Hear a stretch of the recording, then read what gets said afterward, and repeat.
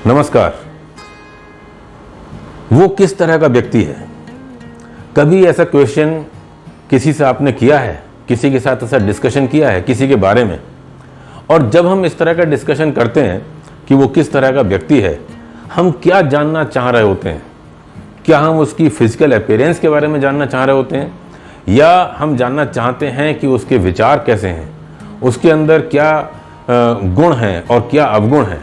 हम उसके merits demerits जानना चाह रहे होते हैं। नेचुरली जब हम ये पूछते हैं किसी के बारे में कि वो किस तरह का व्यक्ति है, तो हम उसके वर्च्यूज, वाइसेस, उसके गुण अवगुण, उसकी आदतों के बारे में जानना चाह रहे होते हैं। दोस्तों, जहाँ तक फिजिकल अपीयरेंस का विचार है, वो तो सारे के सारे ह्यूमन बींग्स, अगर हम डिफरेंटली एबल्ड पर्सन्स को छोड़ दें तो सारे ह्यूमन बींग्स, सभी के 2 पैर हैं, 2 हाथ हैं, 2 आंखें हैं, 2 कान हैं, सब कुछ एक ही जैसा है। ये मनुष्य के केवल विचारों का प्रकार है जो उसको बाकी लोगों से अलग बनाता है। कौन सा व्यक्ति किस तरह के विचार सोचता है, कौन सा व्यक्ति किस तरह की उसकी आदतें हैं, वो किस तरह का उसका व्यवहार है, उसका माइंडसेट क्या है, उसके विचार क्या कहते हैं, उसके मन में किस तरह की बातें ज़्यादा आती हैं, वो किस तरह की बातों को सुनकर ज़्यादा अट्रैक्ट होता है, किस तरह की बातें उसे खुश करती हैं, किस तरह की बातें उसे परेशान करती हैं, इन्हीं सब चीज़ों से व्यक्ति का प्रकार डिसाइड होता है। ये सारी बातें इस बात को इंडिकेट करती हैं कि हमारे शरीर के अलावा हमारा मन कितना इम्पोर्टेंट है हमें एक डिफरेंट ह्यूमन बींग्स बनाने के लिए, एक यूनिक ह्यूमन बींग बनाने के लिए, एक असाधारण व्यक्ति बनाने के लिए। एक बुक मैंने पढ़ी थी, उसमें माइंड को गार्डन से कंपेयर किया गया है कि आपका मस्तिष्क एक बाग है जिसमें तरह तरह के अच्छे अच्छे फूल लगे हुए हैं, सुगंधित पुष्प लगे हुए हैं, लेकिन यदि इस बाग के मेन गेट पर, इसके एंट्रेंस पर, इसके प्रवेश पर आपने कोई गार्ड नहीं बैठा रखा है, तो कोई भी व्यक्ति, कोई भी जानवर इसके अंदर आ जाएगा और आपके बाग को बर्बाद कर देगा। दोस्तों, ये जो चीज़ें जो कही गई हैं, कोई भी व्यक्ति, कोई भी जानवर इसके अंदर आ जाएगा और बाग को बर्बाद कर देगा, ये हैं अनकंट्रोल्ड, अनफिल्टर्ड थॉट्स, कि किसी भी तरह के विचार आप उन पर बिना कोई चेक लगाए हुए, बिना कंट्रोल किए हुए, आप किसी भी तरह के विचार अपने दिमाग में अगर आने देंगे तो वो आपके मस्तिष्क को, आपके विचारों को प्रदूषित करेंगे। इसलिए आपके लिए ये बहुत ज़रूरी हो जाता है कि एक एक विचार जो आपके मस्तिष्क के अंदर जा रहा है वो आपके द्वारा फिल्टर किया हुआ हो।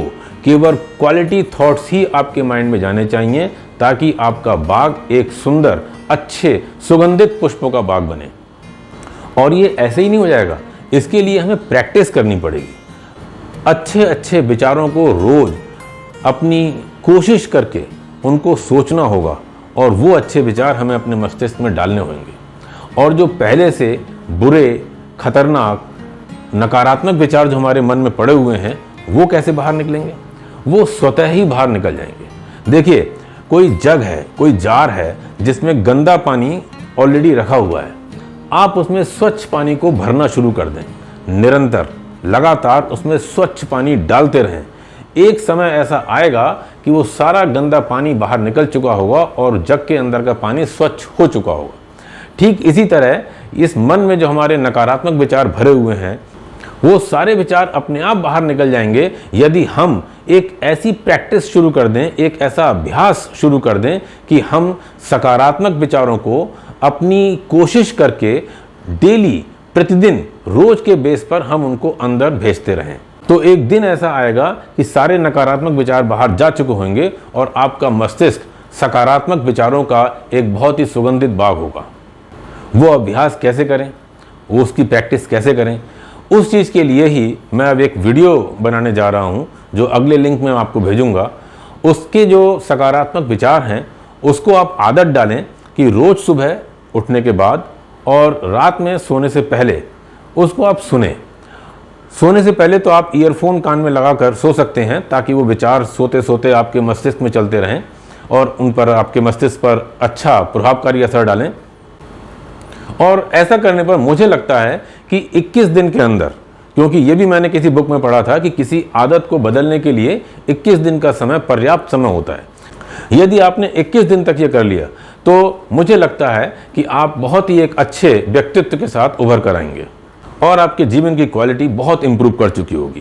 तो शुरू करते हैं इन सकारात्मक विचारों को लगातार सुनना। धन्यवाद।